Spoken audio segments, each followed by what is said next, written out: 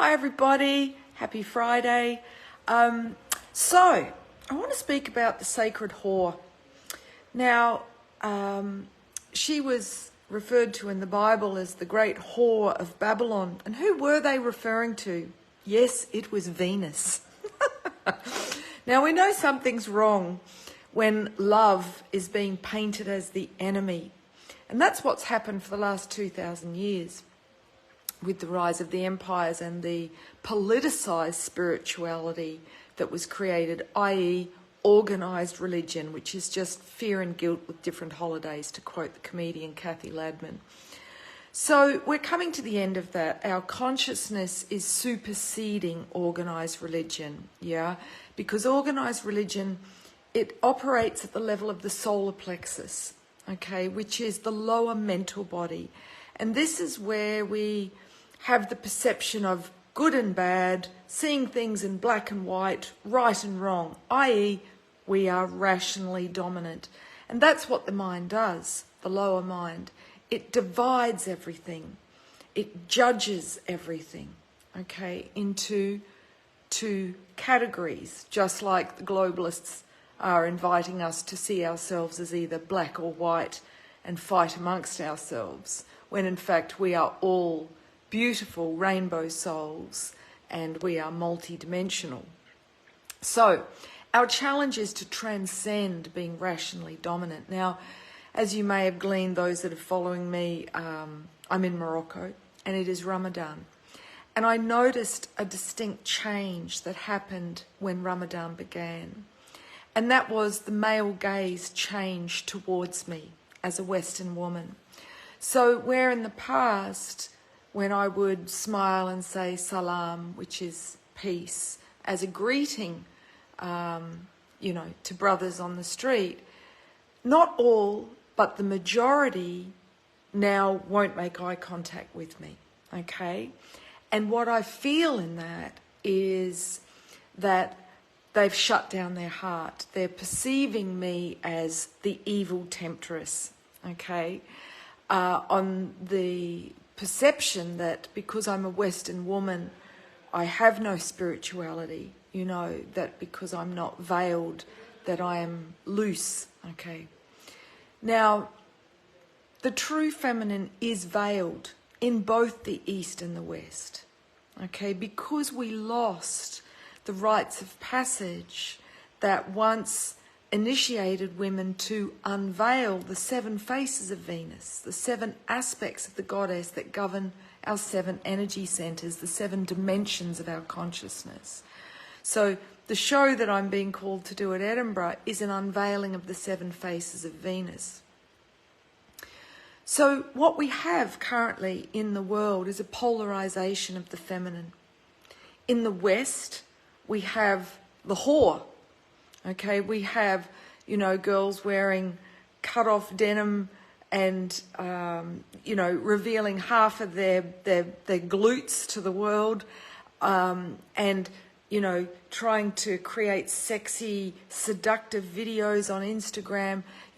There's a grooming that happens of young women that says your true value in a Western culture is how sexually alluring you are. And this leads girls to devalue themselves and try to win approval through being what they think the masculine wants them to look like and behave like, i.e. whores, right? Now, this leads to women being sexually assaulted, and that isn't to say it's their fault. If there's a fault to assign, it's culturally, it's to the conditioning, it's to the illusions that are being cast, both on men and women, and both are victims in this dance. In the East, we have the other polarity. We have the veiled woman, the woman who is kept at home in a cage, often with bars on the window. And it's a gilded cage, yeah, from the patriarchal viewpoint. She's taken care of. She's treated as a princess. What could she possibly have to complain about? But she doesn't have her freedom, the most basic, intrinsic human right there is, to be able to choose for ourselves to do what it is, what we want to do, when we want to do it. In other words, she exists for others. She is a kept woman. And there are shades of this in the West. Yeah, the women that are trophy brides, okay, the women that are kept by a man as a trade-off for financial security. So what is given to us in a patriarchal culture is a choice, that you're either the Madonna, the saintly mother, or you are the whore, and you are treated like you're lesser, you're not a soul, you're not a sacred being, yeah? Now, this creates a polarization. All polarization creates conflict. First, it creates conflict within us, in that we swing like a pendulum. We try to be good, okay? So here, the people that are operating at a low level of consciousness are trying to win approval from the Father God by fasting, okay? By trying to prove through willpower, okay? Will being the solar plexus, how good they are, how strong they are to resist temptation. Now, that isn't to say Ramadan is a bad thing, okay? I had dinner with a beautiful yogini last night, and her practice of Ramadan as a mystic is absolutely exquisite and divine. Okay, she goes into altered states. She's not doing it to prove that she's good. Yeah, she comes to it of her own free will, her own conscious choice. To say that it's not the practice, it's the intention behind it. It's the consciousness that we bring to a practice. Whether we're doing it because we're trying so hard to earn approval on some external God that we are projecting onto, or whether we are doing it from the guru within, the God within, to experience an altered state, because fasting does heighten the consciousness. So, you know, as she described, in that time of sunset, when you've been fasting all day, you are in such a deep reverie, a deep state of union with the divine before you break the fast. Breakfast, yeah, that's what that means. So I'm not in any way dissing the practice of Ramadan. I have other friends that are yogis that do that practice. Some are from the West, some are from the East. But when we create this inner conflict, and for some people that's yo-yo dieting, yeah, trying to attain the perfect body by being good and dividing foods into good and bad, then you are setting yourself up for hell, for failure, for binge eating, for polarizing between denying yourself, starving yourself, and then binging. This is what it is to be a dry alcoholic, someone who is abstaining from alcohol but not doing the work of healing. So being good is not holy. It's not spiritual. And the key is the word holy. We want to be whole. We want to be integrated. We want to see the divine in both our light and our shadow aspects. And that is what it is to be a tantric or a tantrika. The term tantric is somebody, a soul in a male body, who bows to the shadow as their teacher, as well equally as the light. On the understanding our mistakes, the errors in judgment that we make, because we are human, like the saying, "'tis human to err." They are all valuable experiences. In fact, every experience is holy.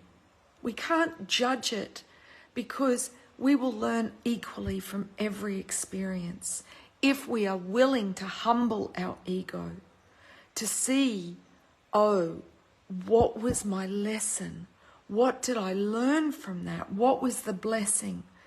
And then we can move into a state of gratitude. rather than whipping ourselves, with, the birch branch or the lashes, that priests used to use, this idea that repression is holy, it is what sets people up for seeing, BDSM as pleasure, that they're trying to find redemption through punishing themselves. The more pain they can take, the more they deserve the pleasure. A lot of this comes from the Catholic indoctrination, which was the cult of the Roman Empire. And, it's not lost on me that the priests of that order wear black. They are dark priests. It is a dark magic, a dark enchantment.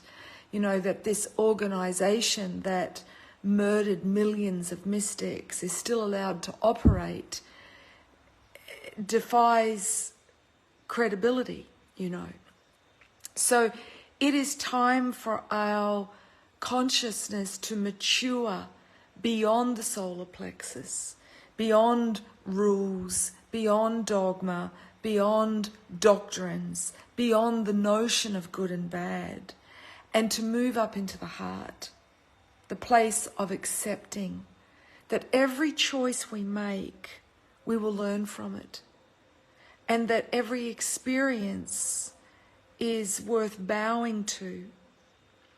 Now, I started this video speaking about the sacred whore. This is the aspect that will help to heal this split, this polarization. Her name is Ishtar in ancient Mesopotamia and in Babylon, specifically.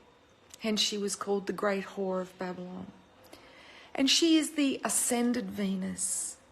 She is the part in both men and women who has resurrected themselves from seeing themselves as a failure for not attaining the societal or ideal, whether that's the perfect body, the perfect mindset, the perfect lifestyle, the perfect job.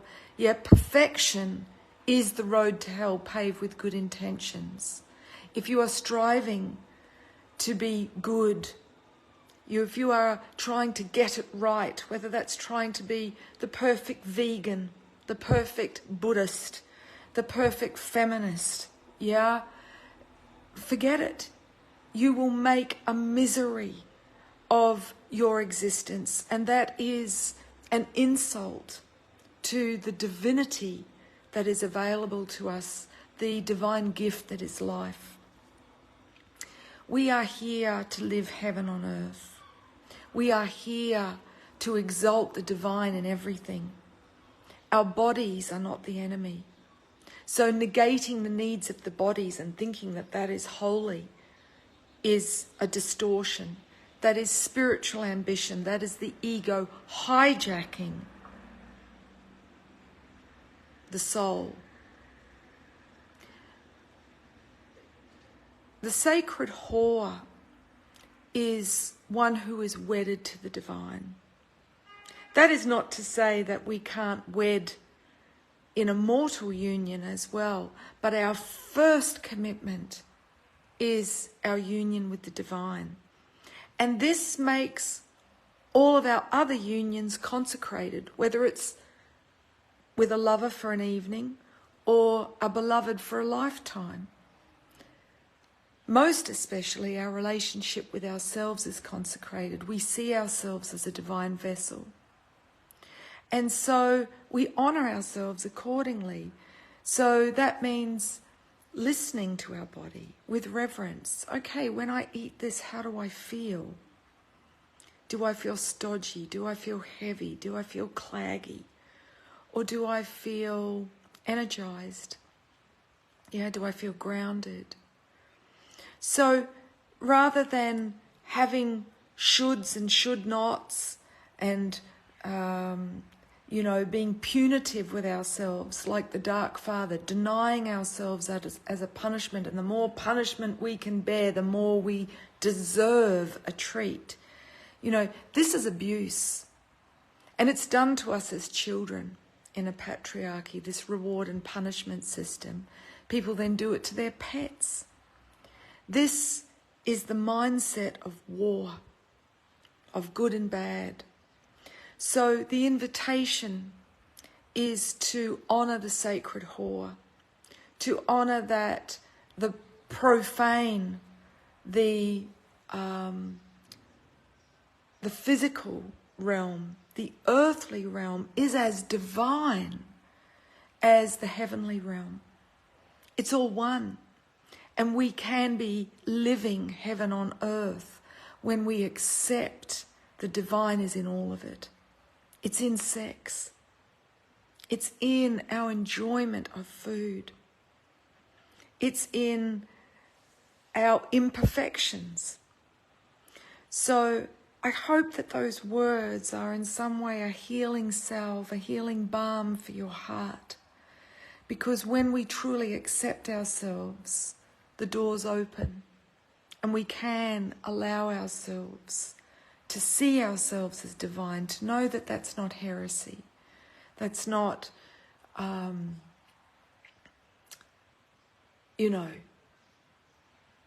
any way an insult to the divine. We are the divine, each and every one of us. We are here to acknowledge ourselves as divine beings, to remember ourselves as divine beings.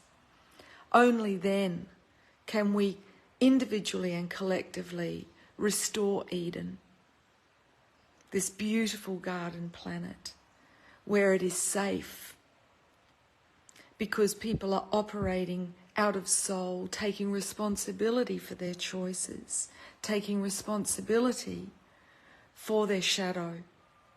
When we operate in ego, we don't see our own shadow. We see ourselves as being faultless, blameless, and so we see everyone else's shadow. And this elevates our sense of superiority, and we judge others as less than, as inferior, to elevate our false identity, our ego. So too, a lot of people identify with a particular group that gives them a sense of superiority. Okay? For instance, if you have been judged and vilified as gay, or as fat, or as a goth, or as a witch, you may rebel by judging those who judged you. Okay, so if you're gay, you might judge breeders, straights, or if you're a goth, you might judge those who are mainstream, or if you're a witch, you might judge Christians, or if you're, can't remember what the other one was, a Buddhist, you might judge those who don't have a practice. We are not here to judge, okay? In judging, we keep ourselves in a prison, because the more we hone the inner critic, the more judgment we see in ourselves as well as in everybody else. Whereas when we shift into the heart, the more we accept ourselves and go, yep, that's just how I am right now. I know I'm doing my best. If we're compassionate and kind towards ourselves, then that cup of gratitude, that cup of compassion overflows, and we extend that to others. That's how we'll create heaven on earth, through loving acceptance. So today I invite you to accept yourself just as you are, to take that middle path, to allow yourself, if you want to have something that is pleasurable, give it to yourself, so that you don't then deny yourself and obsess about it until you end up collapsing and binging. Yeah? Allow yourself to have some discipline, knowing that discipline is a path to freedom. Yeah? So don't just make it a free-for-all, but have a bit of everything. Okay? The golden mean, as the Greeks called it. and have a blessed day. If you feel to share this, you have my blessing. And yeah, have a beautiful Friday.